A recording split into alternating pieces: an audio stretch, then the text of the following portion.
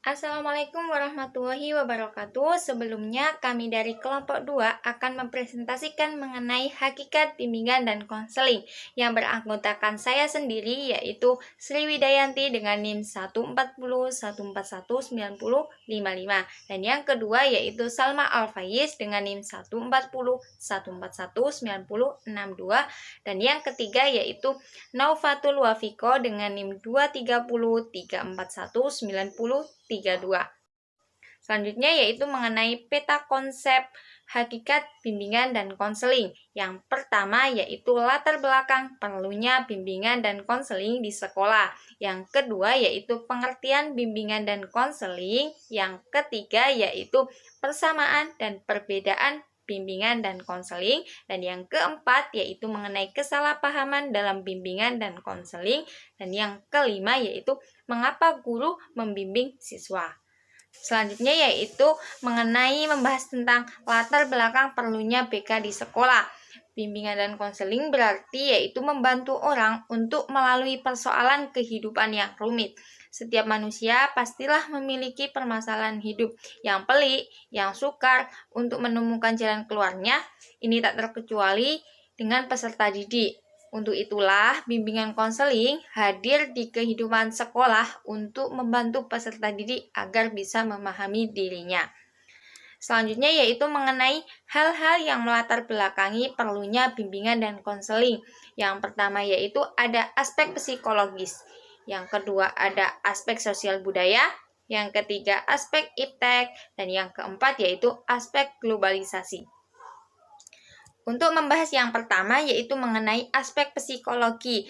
Aspek psikologi ini yang erat kaitannya dengan pemahaman tingkah laku diri individu. Hal ini menjadi penting karena bidang yang ditangani adalah tingkah laku seorang individu, yaitu tingkah laku yang perlu diubah atau malah dikembangkan ke arah yang maksimal.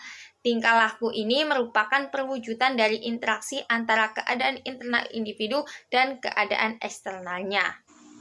Baik, saya akan lanjutkan untuk menyampaikan materi, yaitu mengenai kajian psikologi untuk kepentingan bimbingan konseling, yaitu ada 1, motif dan motivasi. Nah, ini erat kaitannya dengan dorongan untuk menggerakkan individu untuk berperilaku.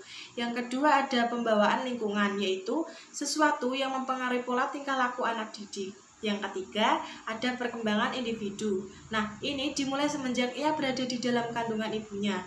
Dari janin terus tumbuh berkembang menjadi bayi yang dilahirkan ke dunia. Nah, tidak sampai situ saja, perkembangan akan dilanjut setelah ia dilahirkan. Yang keempat ada belajar. Nah, melalui belajar ini manusia dapat berkreativitas, membudayakan ilmunya untuk bertahan hidup. Selanjutnya yang terakhir yaitu kepribadian, ciri atau karakter yang dimiliki setiap orang, dan kepribadian ini setiap orangnya berbeda. Nah, selanjutnya ada aspek sosial budaya. Suatu faktor yang sangat mempengaruhi terbentuknya tingkah laku anak, di mana seseorang individu adalah hasil dari perpaduan antara sosial dan budaya di tempat tinggalnya. Nah, yaitu pada proses konseling akan terjadi komunikasi dua arah antara konselor dan individu tersebut, di mana konselor atau individu itu memiliki latar budaya yang berbeda. Diperlukannya bimbingan dan konseling di sekolah untuk mengatasi permasalahan yang dialami dan mempersiapkan siswa agar bisa terjun ke dunia masyarakat yang kompleks. Nah, pada BK ini secara khusus diberikan tugas serta tanggung jawab untuk menangani siswa-siswa agar bisa menghadapi dan menyelesaikan masalah. Selanjutnya itu pada aspek iptek. Nah, ilmu bimbingan dan konseling memiliki objek kajian sendiri, yaitu bantuan yang diberikan kepada individu yang mengacu pada fungsi pemahaman, pencegahan, pengatasan, dan pengembangan. Selanjutnya, perkembangan di bidang iptek menuntut kesiapan dan adaptif konselor untuk pelayanan BK. Melalui iptek, sudah banyak sekolah maupun perguruan tinggi yang merekrut siswa barunya menggunakan teknologi. Selanjutnya yaitu ada aspek globalisasi. Nah, globalisasi merupakan perpaduan antara informasi, pemikiran, gaya hidup, dan teknologi yang mendunia. Terjadinya globalisasi karena ada dua faktor, yaitu faktor internal yang berasal dari kemauan negaranya sendiri, dan faktor eksternal yang terjadi karena pengaruh dari negara lain. Nah, kepentingan BK mengacu pada kemajuan teknologi yang semakin canggih, salah satunya penggunaan alat atau media komunikasi serta informasi elektronik. BK harus bisa menyesuaikan dengan perkembangan globalisasi dan menyiapkan siswa agar tidak terpedaya dengan hal-hal yang negatif. Perkenalkan, saya Naufatul Wafikoh akan melanjutkan paparan dari rekan saya, yakni pengertian bimbingan dan konseling.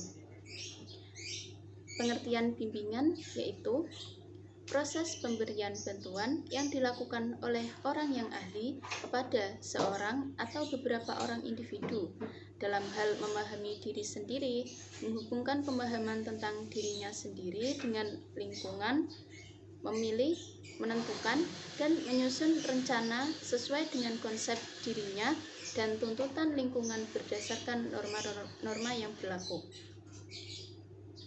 Yang selanjutnya, pengertian konseling adalah usaha membantu konseli atau klien secara tatap muka dengan tujuan agar klien dapat mengambil tanggung jawab sendiri terhadap berbagai persoalan atau masalah khusus.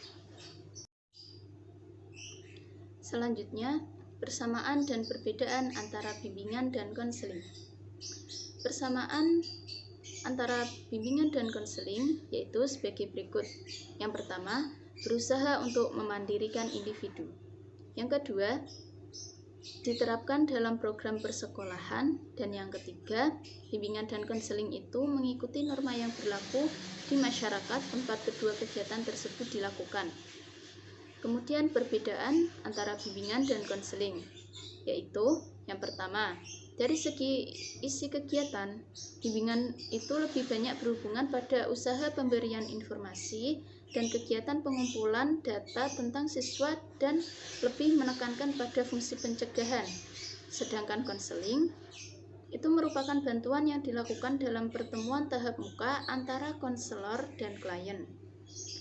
Perbedaan yang kedua, dari segi tenaga penyelenggara, bimbingan dapat dilakukan oleh kepala sekolah, orang tua, wali kelas, dan orang dewasa lainnya kepada individu yang memerlukannya.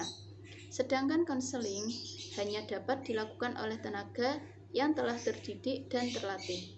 Kemudian, kesalahpahaman dalam bimbingan dan konseling. Ada 15 macam kesalahpahaman dalam bimbingan dan konseling, yaitu yang pertama, bimbingan dan konseling itu disamakan saja dengan atau dipisahkan sama sekali dari pendidikan. Yang kedua, konselor di sekolah dianggap sebagai polisi sekolah. Yang ketiga, bimbingan dan konseling semata-mata sebagai proses pemberian nasihat. Yang keempat, bimbingan dan konseling dibatasi pada hanya menangani yang bersifat insidental. Yang kelima, bimbingan dan konseling dibatasi hanya untuk klien-klien tertentu saja. Yang keenam, bimbingan dan konseling melayani orang sakit atau kurang normal. Yang ketujuh, bimbingan dan konseling itu bekerja sendiri.